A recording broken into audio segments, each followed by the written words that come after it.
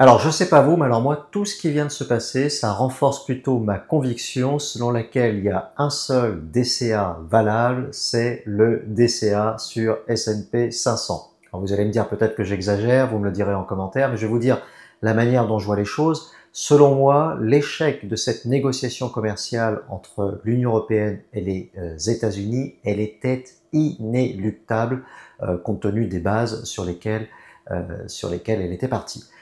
Je vais vous dire pourquoi. Alors là, ça fait 2 jours, 3 jours que sur les chaînes d'information continue, on nous dit accord déséquilibré, raquette des Américains.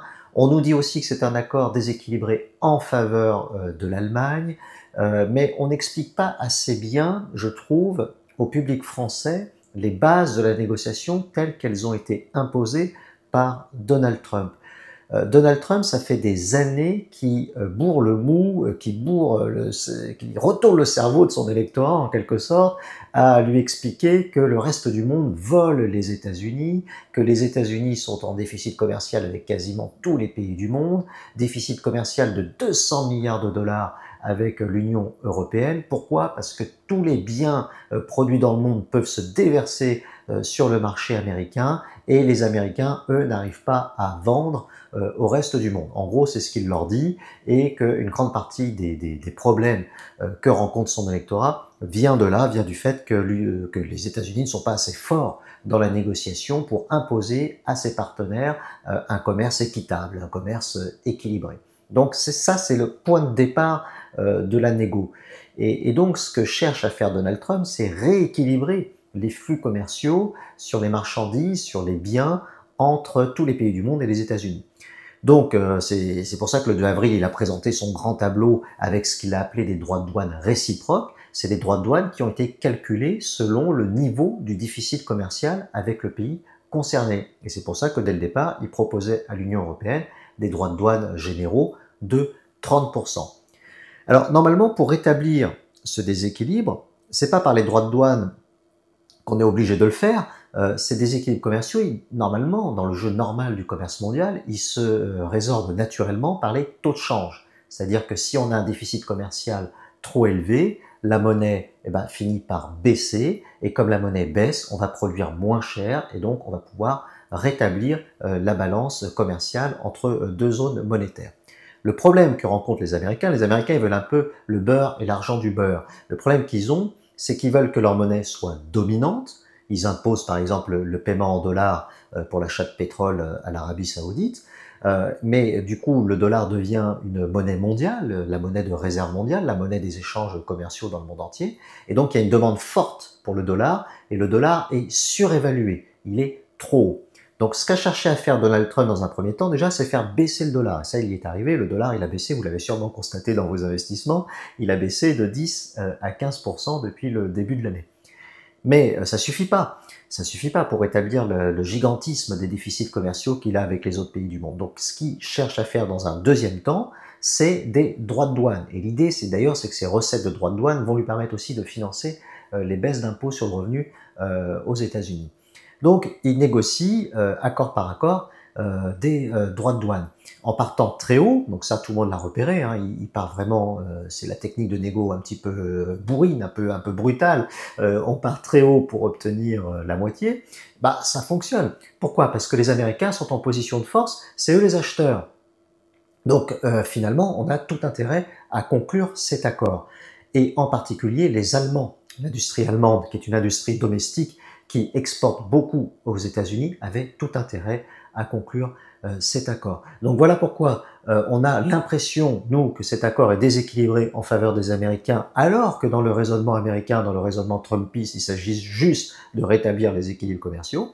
Et puis, on a un accord, il faut le dire, qui est aussi déséquilibré en faveur de l'Allemagne. Et ça, c'est un gros souci du fonctionnement de la zone européenne, c'est que la zone européenne, on a transféré la politique commerciale à l'Union européenne, donc c'est l'Union européenne qui négocie et qui conclut les accords commerciaux avec le reste du monde, sauf que l'Europe n'est pas un pays.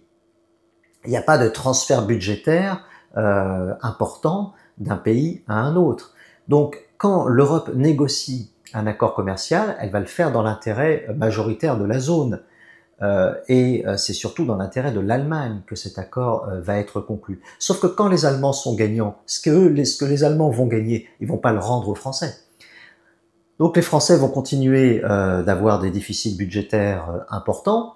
Les Allemands, eux, leur situation sera moins pire que ce qu'elle avait été sans l'accord, mais le gain que font les Allemands, il n'est pas redistribué aux Français. Donc on a un dysfonctionnement lié à la nature même dont l'Europe a été construite. Voilà, donc c'est pour ça que, pour toutes ces raisons, je pense que dès le départ, cette négociation ne pouvait qu'échouer, elle ne pouvait être que non satisfaisante, notamment pour la France, mais pour on va dire, pour l'ensemble de l'Europe, hormis l'Allemagne qui s'en tire peut-être un peu mieux, mais finalement, cet accord, il montre que c'est vraiment les États-Unis les plus forts. Là, il n'y a pas de doute là-dessus. Alors, ils ont peut-être mis dans la balance aussi le fait qu'ils allaient maintenir leur aide à l'Ukraine si cet accord était signé. Ça, on ne sait pas, on le découvrira peut-être dans les prochains jours. Mais voilà, les États-Unis avaient beaucoup plus de cartes en main pour réussir cette négociation. Donc moi, je pense qu'à long terme, à très long terme, sur 10 ans, 20 ans, 30 ans, c'est quand même mieux d'investir sur le S&P 500 que sur l'Europe, parce que l'Europe dysfonctionne, elle n'arrive pas à gagner ces négociations commerciales. Contrairement à ce qu'on nous a toujours dit, c'est pas l'union qui fait la force, on voit bien que c'est le contraire, puisque le négociateur en face peut jouer sur les divisions pour obtenir un meilleur accord. Et puis surtout, aux États-Unis, gros avantage qu'ils ont, c'est qu'ils ont toujours ces leviers en main. Droits de douane, taux de change, politique monétaire, ils ont toujours ces leviers en main, alors que nous, tous ces leviers, on les a transférés à l'Union européenne, on les a figés dans les traités, et il est très difficile de changer de politique. Alors qu'aux États-Unis, ils arrivent très rapidement à changer de politique. D'abord, il y a des élections tous les 2 ans, on change de président tous les 4 ans, donc si par exemple on se rendait compte que la politique de Donald Trump était un fiasco, eh bien les Américains peuvent très rapidement, au bout de 2 ans, 4 ans, changer de politique et revenir en arrière, alors que nous en Europe, on se fige pour des décennies et des décennies sur une politique donnée. D'ailleurs, peut-être que la politique qu'on a définie pour l'Union européenne était peut-être bonne dans les années 80-90, j'en sais rien, mais en tout cas on voit bien que dans les années 2020, ça ne fonctionne pas, c'est un désastre. La zone est dysfonctionnelle, il y a des pays qui ont des déficits budgétaires très importants, des pays qui ont des déficits commerciaux très importants, des pays qui s'en sortent bien. À l'échelle de la zone euro, ça va pas si mal que ça, parce que le déficit de la zone euro est en dessous des 3%, et il n'y a pas de dette publique de la zone euro qui soit hors de contrôle, mais pays par pays, on voit qu'on a des situations de plus en plus difficiles, et c'est le cas notamment en France. Donc pour ces raisons, moi je pense qu'à long terme, les États-Unis s'en sortiront toujours mieux que l'Union européenne, et voilà pourquoi je décide de maintenir mon DCA sur S&P 500. Vous avez vu quel beau retournement de l'histoire. En début de l'année, on nous disait les États-Unis c'est terminé, Donald Trump fait n'importe quoi, il va y avoir de l'inflation aux États-Unis, la bourse s'était effondrée, on a eu un krach au mois d'avril, on nous parlait de grande rotation, on nous disait les investisseurs vont vendre leurs actions américaines et acheter des actions européennes. Résultat, qu'est-ce qu'on constate là à cette fin du mois de juillet?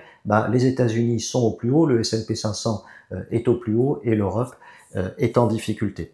Voilà, quelques petites réflexions sur cet accord commercial qui renforce plutôt ma conviction que le seul DCA valable, c'est le DCA sur S&P 500. Je suis peut-être un peu excessif. Dites-moi ce que vous en pensez. Est-ce que vous diversifiez avec de l'Europe ou est-ce que vous préférez faire du World? Moi, en tout cas, je reste sur le S&P 500.